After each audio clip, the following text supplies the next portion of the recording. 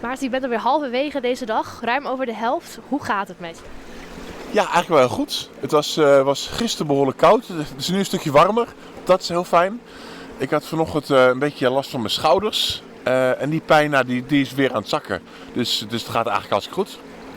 Ik begreep net, er moesten even wat pijnstillers aan te pas komen. Is dat iets wat er gewoon bij hoort of gaat het dan... Ja, als je zoveel slagen doet, dan gaan je schouders toch een beetje klagen. En dan een beetje pijnstilling is dan wel prettig inderdaad, ja.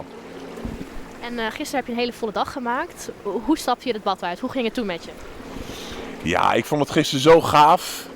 Door in Dokkum gingen over de laatste 35.000 euro bij elkaar verzamelen.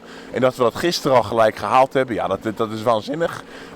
Dus dan stap je vol voldaan het bad uit. En vandaag dus weer los. Hoe sleep je jezelf er wat doorheen? Ik bedoel, wat gaat er door je hoofd tijdens het zwemmen? Heb je een soort van mantra voor jezelf? Of... Ja, wat ik eigenlijk wel heel leuk vind, is dat ja, eigenlijk ook dat virtueel de Elfstedentocht zwemmen. En waar mensen op de livestream helemaal kunnen volgen, begreep ik. Ja, ook in mijn hoofd gebeurt een beetje hetzelfde. Dus ja, voor mij zijn we ergens tussen Hinderlopen en Workum. Het stuk waar ik in 2018 het enorm zwaar had. Ja, dus al die herinneringen die komen daar samen. Ik vermaak me prima tijdens het zwemmen. En nou zwemmen er constant mensen met je mee. Krijg je er wat van mee dat mensen met je meezwemmen? Support? Ja, ik zie continu mensen in het andere zwembad zwemmen.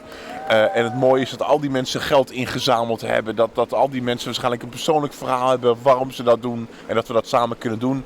Ook in deze rare tijden is dat toch wel heel bijzonder. Je bent voor vandaag al ruim op de helft. Kom je er wat doorheen of begint het al wat te klagen?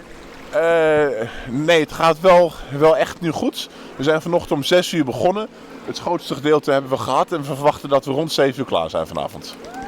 Dus nog even doorzetten en dan kun je vanavond weer voldaan gaan slapen. Zo is het.